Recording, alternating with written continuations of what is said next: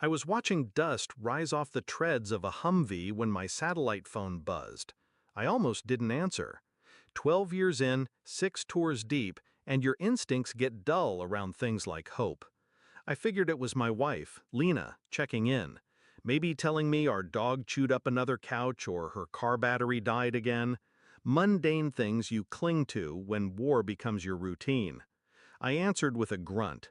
There was silence first, then her voice, breathy, artificial calm. "I'm pregnant." I froze. Not because I was surprised. We'd been trying. Letters back and forth about nursery colors, names. But something in her tone. "It's not yours." My hand went cold around the steel phone. My shadow stretched long across the desert dirt. "It's my boss's," she said. She didn't flinch. "We're getting married." I want a divorce. I stood there, surrounded by silence, miles of wasteland humming with distant gunfire. The line between sanity and detachment frayed quietly. I let her words settle like sand in my boots. Then I whispered, "Congratulations." I hung up and made one call. The next morning, I cleaned my weapon with religious precision. It wasn't rage, it was ritual, recalibration. Lena's words looped like a distant radio static I couldn't switch off. She didn't cry, didn't beg, just facts, like reporting weather. Her boss, married, pregnant, no apology, just an exit. But I kept returning to a moment 3 months before deployment. Her hesitation when I kissed her, the missed calls, her new perfume. I thought it was stress. It wasn't.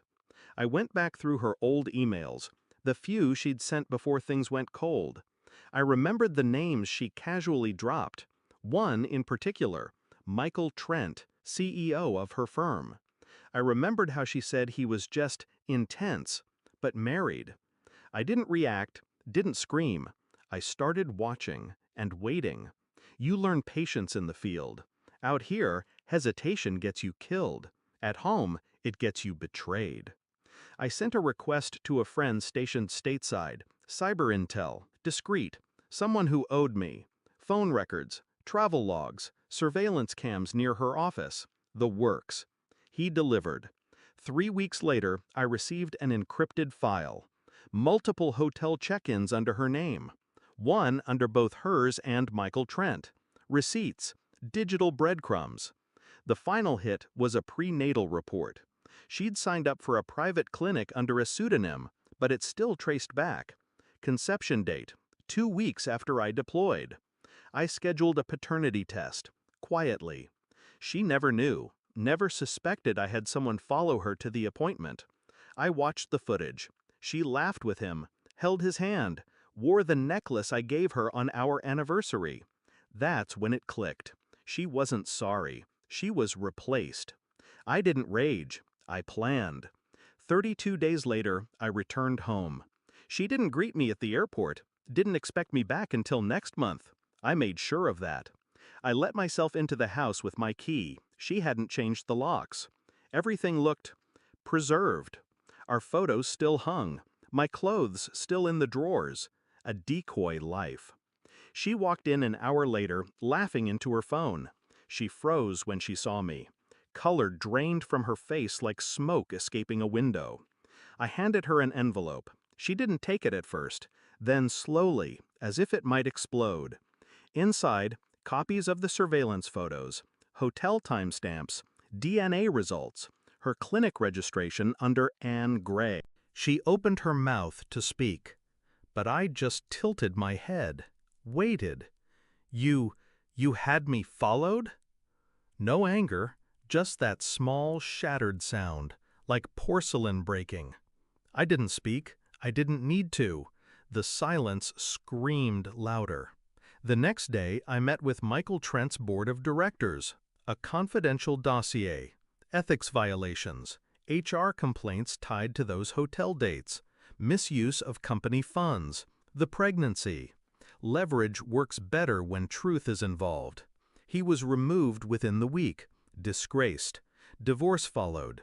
The house Lena shared with him, foreclosed. His assets frozen, lawsuits pending. She called me a month later. I was watching a thunderstorm roll over the ridge, a beer in my hand, not because I wanted it, but because I could. The screen lit up. Lena. I answered. All I heard was sobbing. Then, "You didn't have to go this far." I let the silence settle. Let her hear the echo of her own ruin. Then I said, "It's just the beginning." I hung up. I burned our wedding album 2 nights later. No fanfare, no ceremony, just ash curling into the night. There's something pure about fire. It doesn't judge, doesn't mourn, it just cleanses. People think revenge is about satisfaction, closure. It's not. It's about truth. And when truth walks in, liars scatter like insects under light. She didn't just break my heart, she declared war. So I returned the favor, with silence, with calculation, with precision. I don't dream of her anymore. I don't think of names for children that never were. I sleep easy now. Because when betrayal visits, it forgets that soldiers don't die quietly. We wait, we plan, and when we strike, we don't miss.